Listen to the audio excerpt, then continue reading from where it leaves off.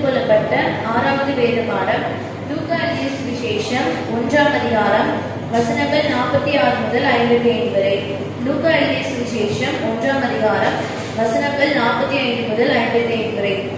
அப்பொழுது மரியாள், என் ஆத்துமா கர்த்தரை மகிமைப்படுத்துகிறது, என் ஆவி என் இரட்சகராகிய தேவனில் கைகூறுகிறது.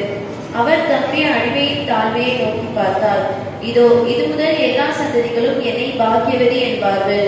வல்லமையுடையவர் மகிமையானவைகளை எனக்கு செய்தார்.